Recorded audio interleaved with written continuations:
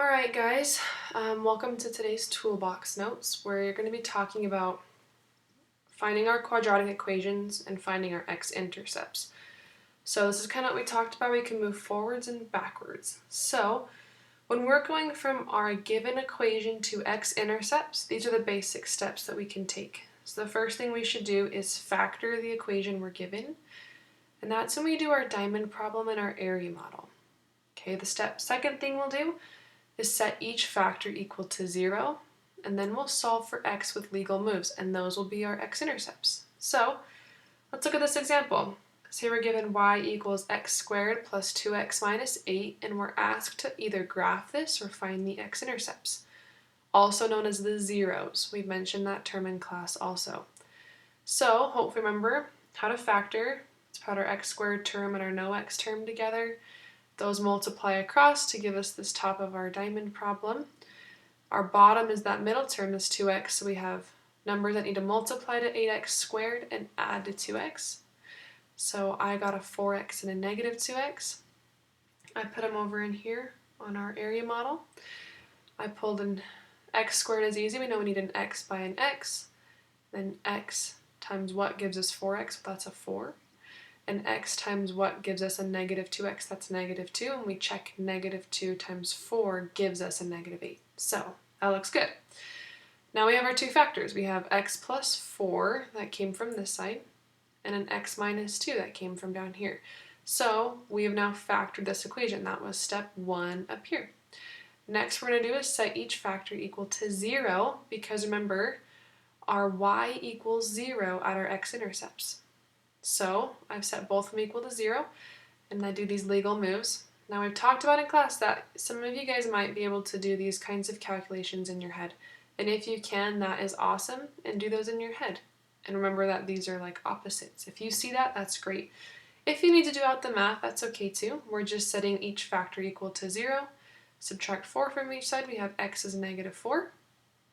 On this one, we have add 2 on both sides, we have x is positive 2.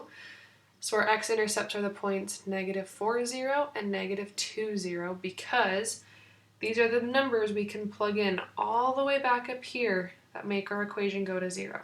If you want to test it, you can plug those in, and that's what you'll find. So that's how we go forwards to find our x-intercepts. Now let's look at what we need to do in order to move backwards. So when we are given x-intercepts and asked to write an equation, these are the steps we're going to take. We're going to first solve for each factor.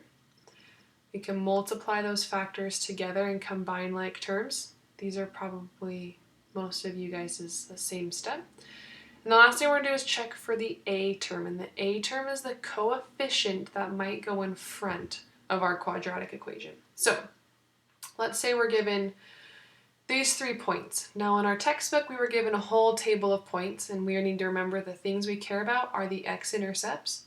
And then this is just another third random point that I made up. So the first thing we're going to do is solve for each factor. So like I mentioned before, if up here you were able to kind of figure these out in your head, how they got down to here, you might be able to work backwards and do the same thing down here.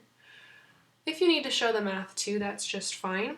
So if we're going to work backwards, we're going to go from this x equals 2 and want it to end up that looks like something equal to 0. So we can minus 2 from both sides, and now we know that one factor is x minus 2.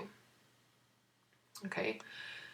We can also, on this other one, it's minus 5. If we want this to end up with something equal to 0, we need to add 5, and we end up with x plus 5 equals 0. So we would know that x minus 2 times x plus 5 is our equation.